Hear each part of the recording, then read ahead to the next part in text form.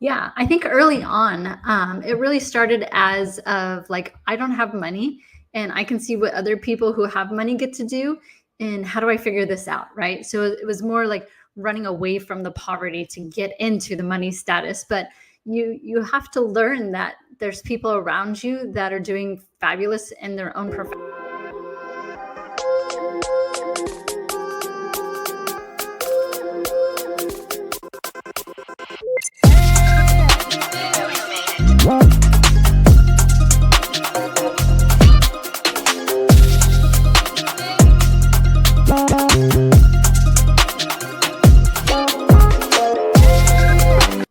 Hello, everybody. Welcome back to Glam and Grind with Rach and Jules. And today it's just me, Rach, but we have a super special guest with us, Angela Duncan.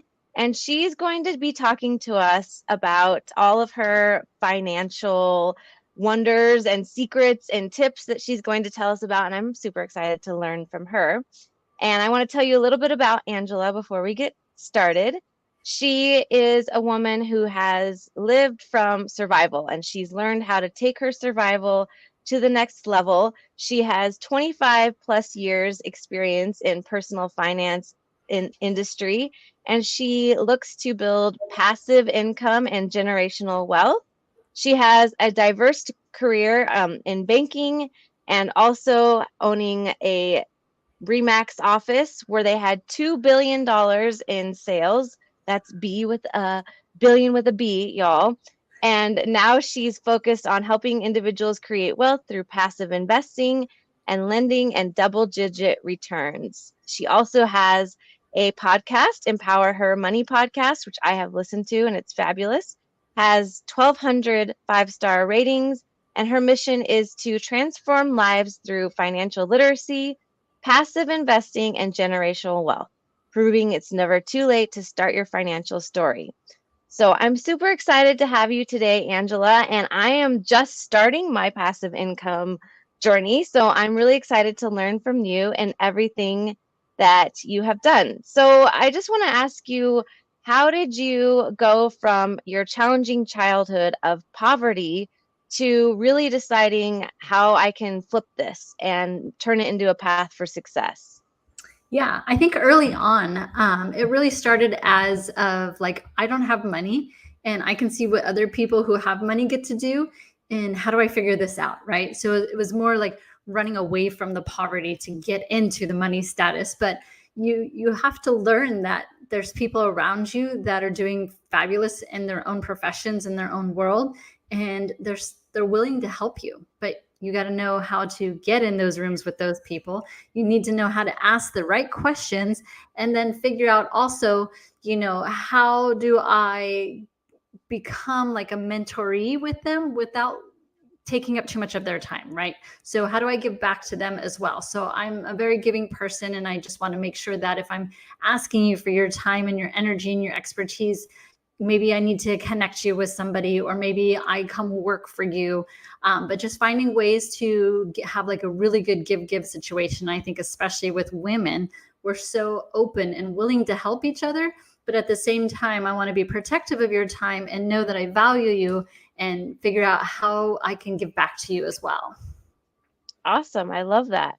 So, why finance? What drew you to the world of finance and investments? I've always loved numbers. Ever since like I was a little girl, I had, if I went to a garage sale, I would pick up a board game that had play money because I'm just fascinated with money in general. And especially when you don't have it growing up and you have, not a lot of stuff, or in my case, I lived in Section 8 housing. My mom was on welfare. I shared a room with my little brother who was 10 years younger than me. And I could see that people have money or doing other things. And so the numbers part of it just started to make sense for me. And I was like, all right, I need to study this early on. So that's what I went to college to do, is get my finance degree so I can learn more about money. I love that. I grew up in poverty as well, and my shared a room with my sister who was 10 years younger than me. So that's kind of funny that we both have that. And I had, Julie and I have talked about this before, but that money trauma. So it's that, and that's what you're saying, like you were fascinated with money because You didn't have it basically. So how did all of these other people have all of these things, and what was your path going to be to get there? And I love that now you've taken what you've learned and you're sharing it with others. And now generational wealth is something that's a passion for you. I was talking to my husband about that because he didn't understand. He's like, when is enough enough? I'm like, it's never enough. It's not about me. It's about how I can share it with others. So Mhm. now that you've learned the finance world, you've learned, real estate investing and all of that. Now you're into this passive investing. And how has that been a game changer as you're building generational wealth, Yeah, passive income side? I went, being in real estate investing in general, there's so many different avenues that we can pick, right? Julie, I know, is incredible. She's done commercial, she's done triple net lease, and that's not something that I'm an expert in, but I wanted to find something where I could focus and still, build wealth and invest in the real estate field without having to make it my full-time job. I've done the Mhm. owning of a brokerage. It took up many, many hours and days of my life, and I enjoyed it and I learned lots. But now, how do I take the knowledge and kind of shift it into something that's not quite as time consuming, so that I can give back, so that I can have a podcast, so that I can speak and teach other people about money, but still be able to build wealth where I can, give back to charity or give back to my church or be able to support other businesses. And I kind of just fell upon tax liens, and I picked up a book. It had some numbers on the front of it. So I'm fascinated with numbers, right? So it's called the 16% Solution. And this was over a decade ago. But I happened to pick up a book and started learning about a whole other avenue within the real estate investing world that I could kind of focus and learn more about. And then so I started just to implement and take baby steps, right? Just take what you learn and put it into action. And sure, you might make some mistakes, but if I start small, then I will build upon that, right? So what is the 16% concept? What is that all about? And how did you take that and make it your own? Yeah. So here in Florida, a tax lien, we'll back up for a second, right? So a tax lien means that a property owner hasn't paid their property taxes. So essentially, a lien is placed on the property because they owe that money to the government, and investors can come in and buy that lien. And so the number itself comes from, because every county, state, jurisdictions have different interest rates that they pay these investors. Just so happens that I live in Florida, and Florida can pay up to 18%. So I was thinking, okay, well, passive income, I can earn 16%. What is this? And why don't I already know about it? And I think, even though as a seasoned real estate investor, it just was a whole other category that I didn't know anything about, that I really just wanted to dive in and become a student first, and then start, putting my own money to work before I want to tell anybody else about it, right? Because if I fail, then I may not tell anybody about it. But if I have success and I learn something, then yeah, I'm definitely going to share it and tell other people about, this other avenue that I didn't know about until I actually picked up a book to read about it. That's so fascinating. So can anybody do that? Like, do you have to be a qualified investor? What are the steps to, if you could say like 1, 2, 3, what are the steps to kind of doing this 16%, concept? Or do you have a new a new term for it that you've come up with? Yeah, no, yeah, that's probably a really good idea. I should come up with something. Yeah. But you don't have to be an accredited investor. You don't have to be an experienced investor. You can buy a tax lien for as little as like $500, depending on the area that you're investing in. But what's great about it is that you're giving the government money, and they're going to tell you up front what they're going to pay you, right? So for me, I'm a conservative investor. I don't like to take a lot of risk. And so I would rather know what I'm going to make up front and lend my money to the government than go and flip houses or do big apartment complexes, because there's so many unknown factors, right? So tax lien investing, you get to buy the lien up front, and then you've already negotiated with the county how much they're going to pay you. So I know what my interest is going to look like when my money comes back to me, and it feels just safer to me. It's with the government. It's still in real estate. At some point, the taxes have to be paid. So being that conservative investor, this was just a great avenue for me that's not as much risk as some of the other ways that we can invest in real estate. So you say you're buying the lien and then you're getting paid back plus interest, basically. Yes. Whatever you put into it plus the interest, in every county, state, whatever, has a different amount that you're going to be getting in interest. So when can you expect that return? Yeah, so do your research. I recommend that you start in your own backyard. For me, we talked about Florida. Florida is a longer foreclosure time period. So if I buy a tax lien, and we just went through our round from April to June, that was our online bidding time period. So if I purchase a tax lien, say this year, some point between now and likely the next 3 years, I'm going to get my money back plus the interest that we agreed upon.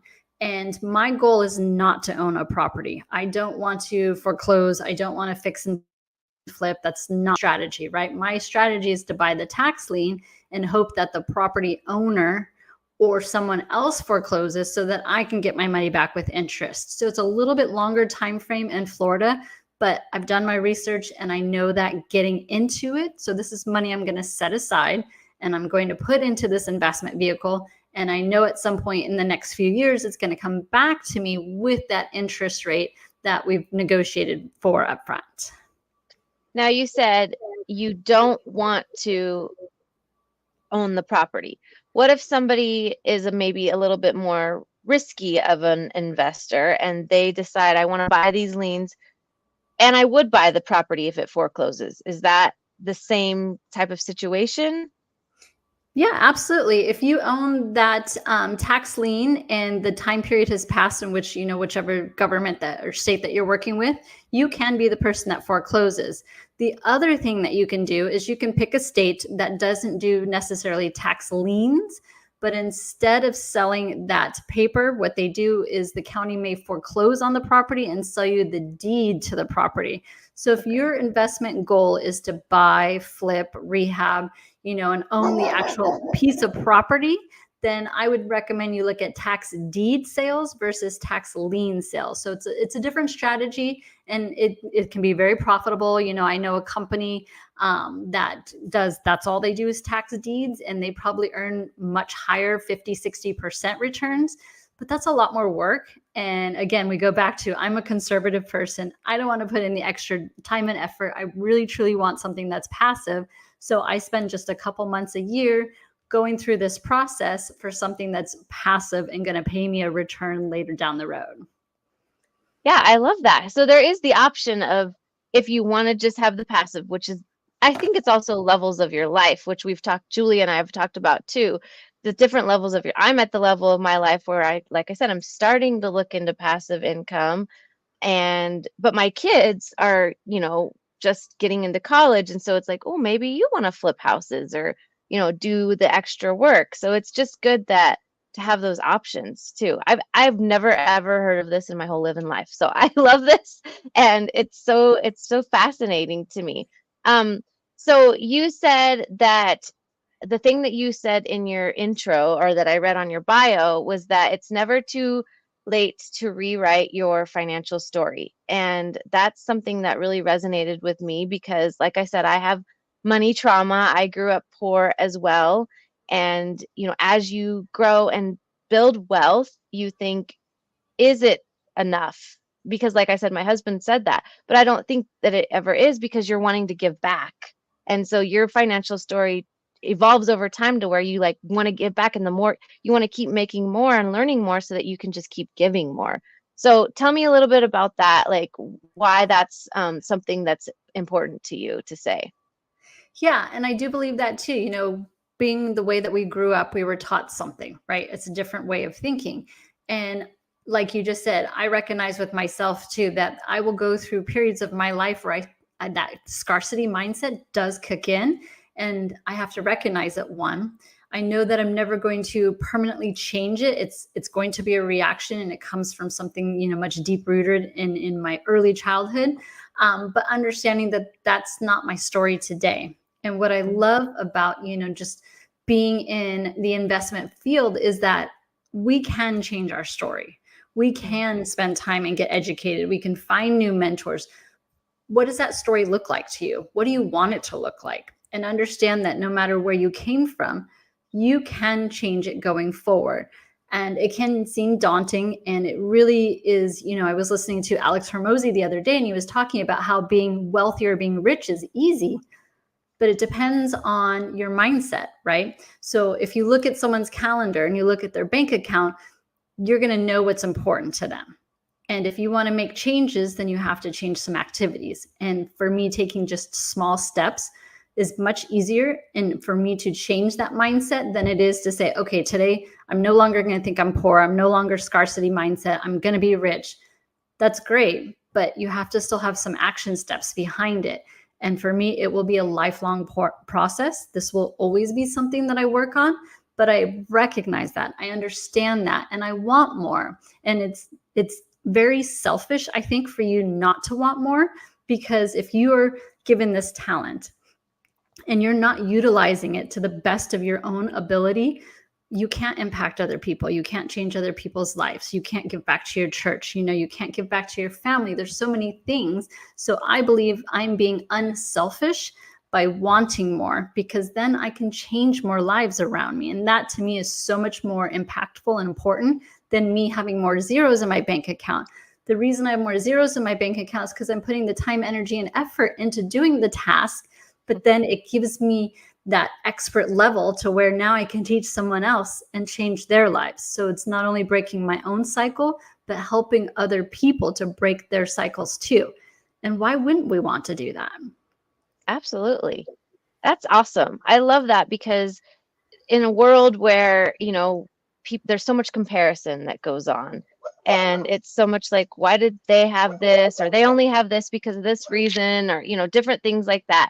And so for you to say, it doesn't matter how many zeros I have in my bank account, that means I want to give back so much more. And I love that. And I love that that's a passion for you. Okay, so I wanted to ask you, are there any people in your life that have kind of been a mentor or like a guiding light for you in this journey of financial literacy and giving back? Yeah, and it's constantly changing. For me, there's not been one consistent person over my life, I guess, other than God, because I am a Christian woman, and He's definitely sending me on my path and putting the right people in my path when needed. But for example, when I first started, I worked for Bank of America, and I thought I wanted to be a stockbroker. And I had these two incredible women who were in the field, and they were just such a force of energy and personality. They would walk into a room and people would just, they would just command energy. So those were two people early on in my life. And then as I went through and I transitioned into real estate, just finding different people that were doing great things in that moment and figuring out how I can keep myself in the world. A great example is Julie Roy, for example. I met her at an event, and I just asked questions like, what are you doing? How can I help you? Right? Because then when you're coming from contribution, they want to, say, hey, well, how can I help you? It's just our nature, right? We want to give back to people, but not necessarily one person. I think each time in my life when I was ready to shift or to get to another level, God has just brought someone into my life that was the right person in the right moment.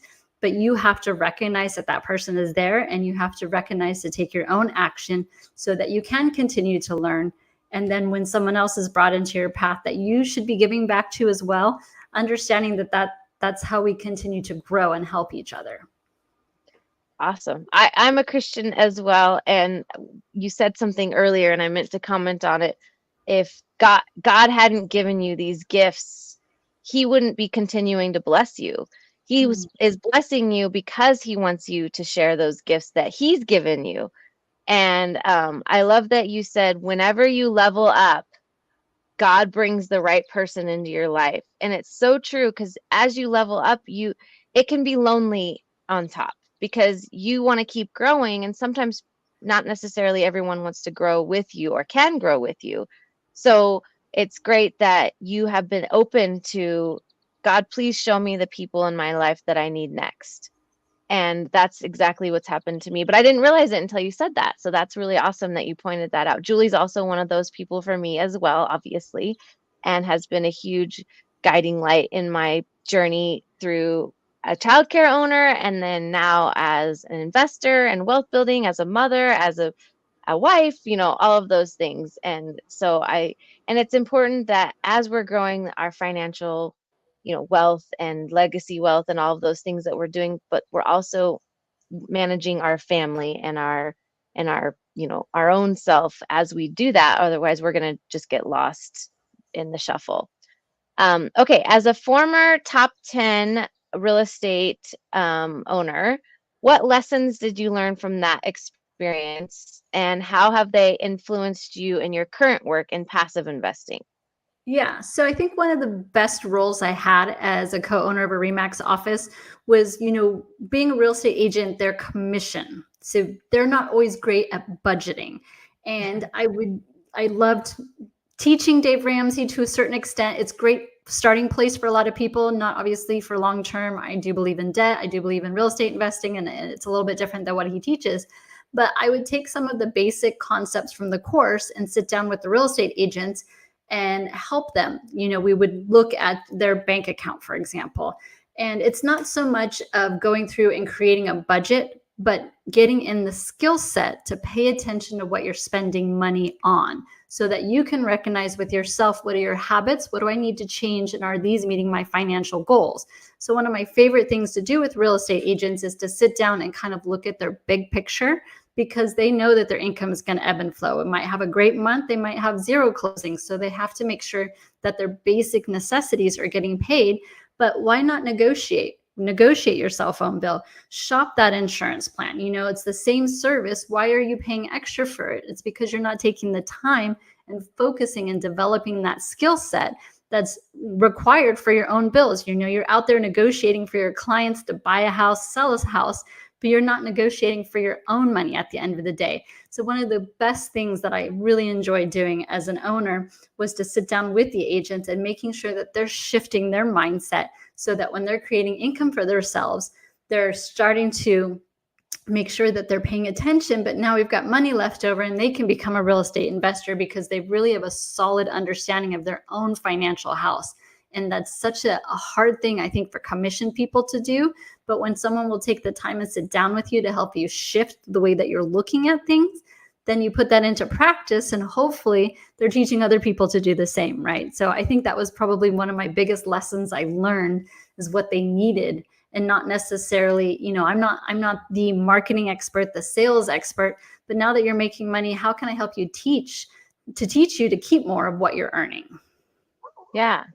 Feast or famine in the real estate field, for sure.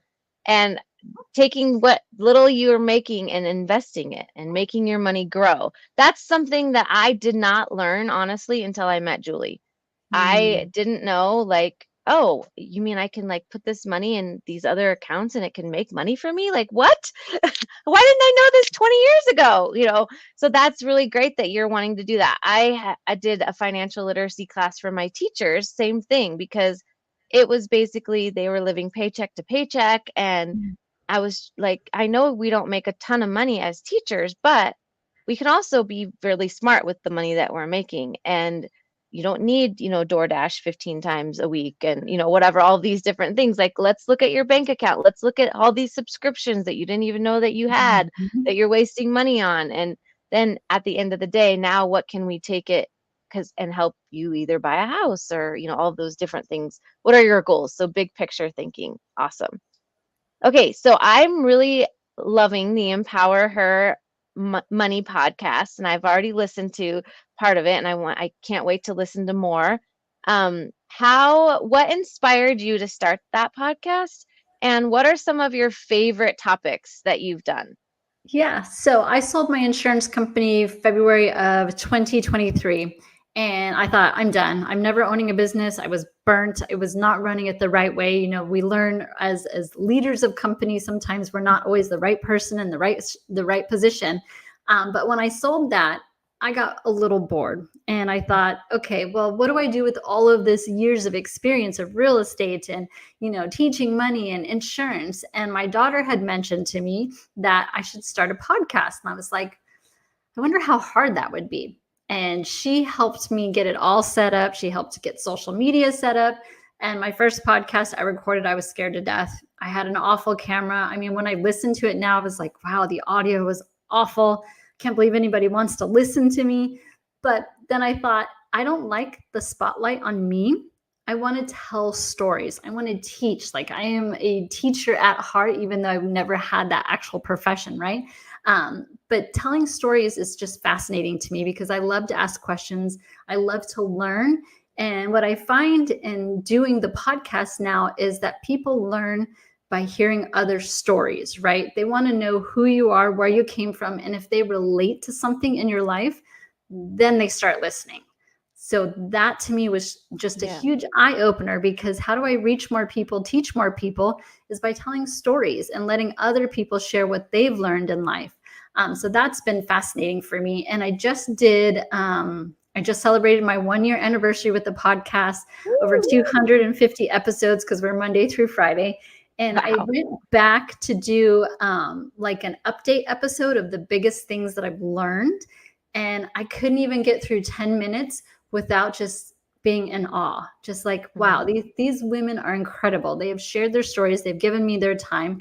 So some of my biggest things, and I recently started reposting this, was that leaks sink ships. And so when we talk about our money and where our money is going, people don't want to focus on the little things, but really the little things are what make the biggest impact, right? Or they say like a tiny hinge can move massive doors. And so the force behind the little things are so important. I think that was one of the big aha moments that I took away recently from that. And then how many different fields there are when it comes to real estate investing. People think about single family homes, but there's just so many more ways that you can learn about investing in real estate. You just need to pick a lane, really learn about it, find mentors and coaches in that area, and you can be successful with little bit of money and a little bit of time, but you have to take that action first, right? So those are just some of the most recent ones that I can remember that come to mind. Okay, I want to ask two questions about that. First of all, you said little leaks sink ships, and that's what we're naming this episode. So tell me a little bit more about that and how we can avoid that, how we can, what's some combat against that? Yeah. So one of the things that you touched on was subscriptions. It is so easy today, right? With our iPhones to subscribe and then forget about it. And then if you're not opening your credit card statement, you even forget that you're paying for something that you might not even be using anymore. For example, we were doing a 7-day subscription challenge, which meant you're going to cancel one subscription a day for 7 days and then give it 30 days and see if you really missed it, right? We can use the notes function in our phone and just go through what is the list of stuff that I currently pay for, write out that price. And when you see it in your face and you add it up together, like you talked about the DoorDash thing, people don't realize that $20 here, $20 here, $20 here. Yeah, it's not going to make you a millionaire, but it's the skill set of being conscious about what you're spending money on, because what really is important to you, to meet those financial goals or to stay in the same awful habit that is not getting you to where you want to go. So that's what we talk about with the little leaks. It's just paying attention to the little stuff that you spend money on so that you can truly think, is this helping me or is it keeping me from accomplishing my goal? Yeah, that's awesome. And it's true for life and in business. And it's easy to let those little things go, but they make such a huge impact. And also, I was talking to somebody about this, about how you said Dave Ramsey, which I also agree with a lot of the things that Dave Ramsey does. And that is what helped get me out of debt initially when we were, living in debt. And but as a business owner, I think it's important to, you have to have debt to grow and all of those different things, which is okay. But I think it's important to have that Dave Ramsey mindset of living far below your means. And that's something that people don't do today because they think, oh, I want that new boat, or oh, I want that new car, or all these different things when really you drive that new car off the lot and it's lost $20,000 or whatever, And so it's just important. You don't need to have those things, but what is the big picture? And am I accomplishing the big picture by living far below my means? And am I going to get there faster by living that way, not only personally, but also for my business, and taking that extra money and then reinvesting it somehow. So I love that you use that little leaks for sink ships as a tool for us. And the podcast, I think, is important because I like that you called it Empower Her, because I think a lot of times women are afraid of that whole money mindset. And we think we can't do this, or they're not going to take us seriously or anything like that. So why did you come up with that name? Yeah, and I'm I think curious. the word empower is used in so many different ways, and it can mean different things to different people. But I believe that women, we are a little bit more fearful when it comes to money, right? And we defer a lot of decisions sometimes when we're married. So I just want to be able to give you some practical action items that are small steps for you to move forward, right? And to have a woman teach it and have it from a woman's voice, because we are heart centered and we do give from our heart. We think from our heart. We invest from our heart. And it's different than our male counterparts. And not that that is the same for all men and women, but that's just very typical for women to be heart centered. And so I wanted to really appeal to the women audience and have them tune in so that they can hear these women's stories, so that they can relate and say, oh, I'm there right now. Maybe she's 5 years behind you and you've learned a lot along the way, but why not teach her so she can get there faster? And so the her for me is so important because that's the audience that I want to impact. And I've interviewed 2 men in over 250 episodes, and both of them were coaches and mentors of mine who are also very driven to help the female audience. So I did break my own rules, and you can do that as a podcast host. It's okay. Had to give myself permission, right? But it's like, how do we continue to make this impact? And so the name is great for the branding of it. My color is pink, so I'm still very feminine in what we do, because I want you to know that money does not care if you're a woman or a man. It has no emotion at all. It doesn't care what your race is or your age. It's just a tool. And if we can teach you to separate that, then that's kind of where this mindset will shift. Awesome. I love that. And I love that you're like, I can be pink and still talk about money. It's great. Okay. So what is the most, so if somebody, like you said, women can be a little bit fearful when it comes to investing. And I will admit that running my business, I can, the risk does not scare me. But when it comes to investing, there is a little bit of that fear. So what's something that you would say if somebody's wanting to start in investing? What's something that you would recommend as a start, just to get started in passive investing? Yeah, you got to read first. Become a student so that you feel more comfortable. And when you recognize that that fear is there, I jot it down and say, well, where did that come from? Where did that thought come from? Who taught that from me in the beginning? And a great physical activity, because I am about physical activities. If we're going to do something to really shift the way that you're thinking, it's got to be a physical, right? So when I get into that, or if I see someone who has that negative around money, I will have them write it down, think about it first, where it came from, cross it out, and then write something that's true today, or write something that you want to be true today and stick it somewhere where you're going to see it. So it's changing of that mindset pattern. You recognize that this used to be your thought. It used to be your story, but it's not my story today. And it's not my story where I want to go. So when you're crossing it out and really doing that physical activity, you're telling yourself that this is no more. Here's my new thought process. This is where I'm going to go, and keeping it very visual so that if it does happen, you just continue to work that muscle so that you can change what you're thinking. Okay. Yeah. So like your limiting beliefs almost around money. Yes. Okay. Yeah. Okay. Awesome. And what's a way you talk about the double-digit returns on your podcast also. So that's just is something that sounds very interesting and appealing. Tell me a little bit more about that and what some of those strategies are. Yeah. So when I worked, when I wanted to be a stockbroker, it's very typical for a stockbroker, financial advisor. I'm not licensed as a financial advisor. I'm not telling you what stocks to put money in, but they teach you that 8 to 10% is normal, right? In their world, it's normal, and that's fine. If that's where you want to invest, that's where you're comfortable with. Go for it. Find your expert and have them teach you. In the tax lien world, especially here in Florida and states like Iowa and Illinois, you can earn more than that passively by buying a piece of paper that someone didn't pay their property taxes. So in Florida, they pay up to 18%. Now, right now, we've been seeing more around the 10, 12, 14% mark, but that's double digits. And I worked a lot less for it. It's still in real estate, and I'm still growing my generational wealth. I'm just picking a different vehicle to do it. So pick your vehicle and become a student and find mentors first. Then you start taking your baby steps in that direction. So what are some, you said be a student. What are some ways that you would recommend to start that process of learning? Some Yeah. tools or, that we could, resources. Yeah, so I talked about the 16% solution book. I believe it's been updated since I originally read that. There's another couple books on Amazon about tax lien investing.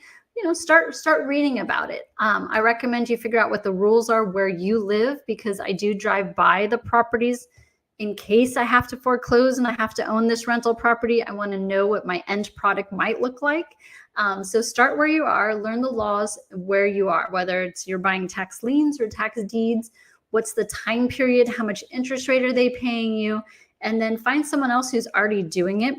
I don't necessarily have a course. I don't teach classes on tax lien because even though I've been doing it for many years, I don't consider myself yet the expert in order to teach it, because I feel like I need more time on task. That's just the person that I am. So find someone who's got many hours time on task, that's been doing it for a while. You can watch them on YouTube. You can listen to podcasts. I mean, there's so many free avenues today that you can learn. Whereas I used to go to, the library with my library card and go check out a book.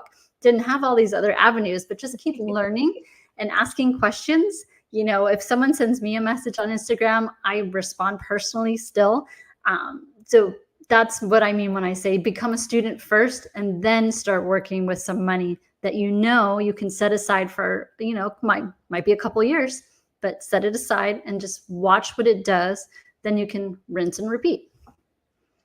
So you mentioned earlier on that you were in the insurance world and you sold your business and you were burnt out. So, and then you said you got bored, and so you decided to start learning about tax liens. So balancing a career and a personal life, and you obviously have all of this energy and you want to keep building legacy wealth and all of those things. How are you balancing? Me and Julie have talked about this a lot. She calls it harmony. I call it boundaries. How do you balance your personal life with your drive and wanting to keep growing more and more and more so that you don't experience that burnout again? And any tips that you might have for women who are close to that level of burnout? Yeah, I think I'm in a different stage in life. I'm an empty nester. I am divorced, so I don't have a husband at home that needs time. But for me, I call it controlling my calendar. If I look at my calendar, and I like color coding too, so like I know what activities are money, what activities are fun or growing, but I am non-negotiable on how I start my day. And when I'm home, I'm non-negotiable on how I end my day. What happens in between that time period is going to depend on what I'm working on at that stage of my life. Right now, I'm not 100% all into anything, so I have a lot more flexibility. But if I feel like and says no to the wrong activities, right? But the start of my day for me is crucial. If I don't control the way that I start my day, it's hard for me to stay in positivity. It's hard for me to stay in teacher mode and helping people. So the start of my day, I don't look at my phone right away. I like to journal, or I might read, a couple Bible passages. I'm writing down what I'm grateful for. I'm spending time with my dogs. I want to start in a very positive manner so that I can approach the day in a positive manner, which for me just yields the best results. Nobody wants to deal with a negative person, right? So when I control that morning part of it, it really helps me stay balanced, helps me stay aligned with where I'm working at that phase of my life. So you said you have, that's basically boundaries. You protect your calendar, and that's, very similar to what I do. I protect my calendar with my life. And so what are some of your non-negotiables? Because you mentioned your non-negotiables. What are some of those non-negotiables for you? Yeah, I don't have early morning appointments. If I'm meeting with someone, even if they want to do coffee or breakfast, typically about 10 a.m. or later. And I like to do networking events, but I don't allow for myself to do too many in a week. So if I'm going to do networking, twice a week is great for me. Much more than that, I get burnt out and then I'm cranky. Nobody wants to be around me anyway. So why would I keep planning that? And I'm in a phase of my life where I'm ready for kind of the next role that I'm going to be doing. So I'm scheduling a lot more small one-on-ones to get to know what people might need in their business right now to see if I might be a good fit to help them. But that's where my focus is. And so that seems to be where the opportunities are coming, and I get to say yes to those opportunities. But that morning time frame, I don't negotiate from that. Those first couple hours of the morning are going to belong to me and how I start my day, and everybody else will just have to wait. So you said also that you protect your time, but you also protect your social battery, which I love that too, because I'm really big on energy and managing my energy. I manage my energy before I manage my time. So I know that if I'm, more active, my brain's more active at these times of the day, I will, block off that time of the day for focus time, or times of the day where my brain's not so active. I'll protect that time too, because it's based on my energy, or if I'm coming off of a traveling situation, or if I'm speaking a lot, like you said, in a week, or doing a lot of networking, then I won't plan certain things. So I love that you are planning not only your energy, but also your time, which is super important and protects that burnout piece. Okay, so you've overcome significant adversity in your life. On one of your podcasts that I was listening to, you did say that the reason why you're so, versed in financial literacy is because you're a survivor, and because you came from Section 8 housing and you've learned how, sorry, to manage that. So what role has resilience played in your journey to where you are today? For me, I have failed many times. I've lost money and investments, and that resilience for me is what keeps me getting back up. And I think it can be very easy for people who either invested time and energy into a project that didn't work out. Maybe they put money into something, it didn't work out. You can't necessarily worry about what other people think, right? Yes, we all make mistakes. And, I am created as an imperfect person. And I understand that. And so when I do have phases of my life, which can be short, could be longer, where I feel like I didn't accomplish what I wanted to in that moment, I give myself grace. I think about, like, what could I have done differently? What do I learn from this? How do I teach other people not to go through what I did? And then I get back up and I go and I move forward, right? And life's journey is not always about moving forward. Sometimes you take steps back. Sometimes you have to be still. And I think there's been several periods of my life where I feel like God has stepped in and said, in this moment, I just need you to be quiet and patient and learn from what it is that you're going through or what you just went through.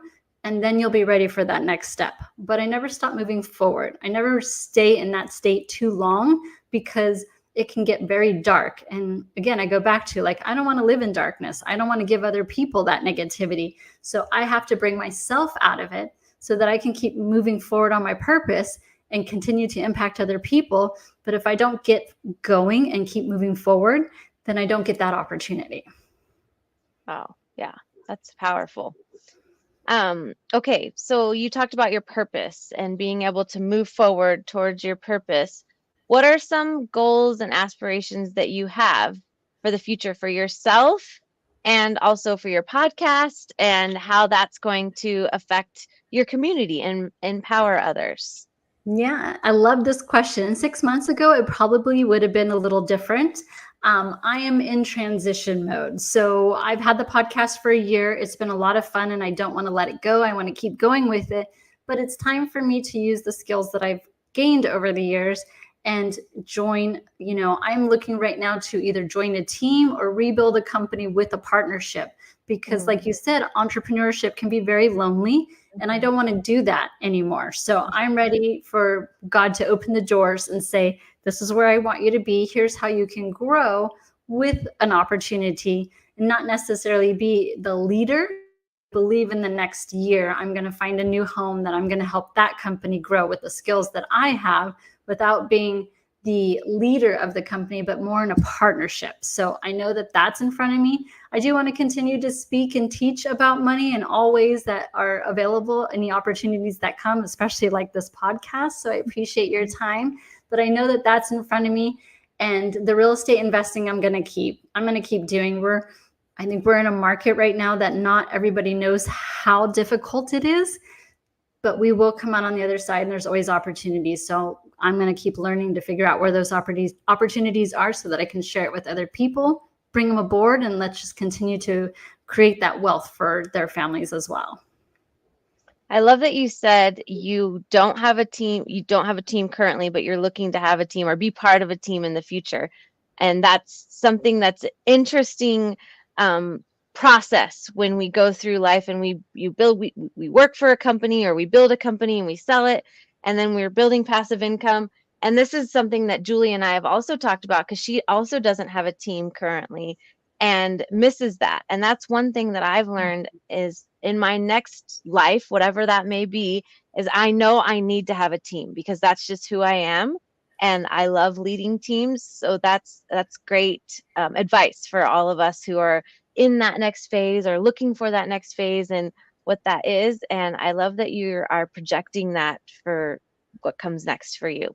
So is there anything else that you want to tell us about, or where we can find you, or how we can work with you, or any of those different things, or anything else you want to add? Yeah, I mean, I did write a book last year, was on my bucket list. I wanted to become a best-selling author, so hired a coach mentor, went through that. But if anyone's listening and has money questions, I'm on Instagram, Empower Her Money. Send me a message and I will answer it. Oftentimes I'll do videos and send videos back, so it's a lot of fun because I enjoy teaching. And no question is too small, because everyone is at some point in their journey. And if I can help them to the next level, how amazing that is. I love that. So you wrote your book. So tell us a little bit about your book. My book is called Empower Your Money, because it's not about me, it's about you. So Empower Your Money. And I wanted to give you 101 tips, something that you can read today, implement tomorrow. I didn't want it to be a complicated money book, because a lot of times people don't know where to start. That's what I hear the most, is I don't even know where to begin my journey. So I wanted to write a book for that person, so that they can have some action items that they can put into place today. And thankfully, Amazon sells it all over the world. So it's, a great experience. But just hearing some of the stories from other people too, like, oh, I read this and we did that and they took action. And that to me is just so amazing.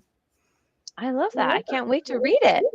Because like I said, I'm in this like weird phase right now where I'm learning more, and I'm a sponge, and I want to learn as much as I can about anything financial, like building that legacy wealth or passive income, or not, lowering my tax liabilities, like all of those things. I want to learn all the things. So thank you for educating us. Thank you for putting yourself out there and teaching all of us what you've learned. And I'm sure as you learn more, you're going to continue to teach. And it's been really great talking to you and getting to meet you. And do you have anything else you want to add before we're ending today?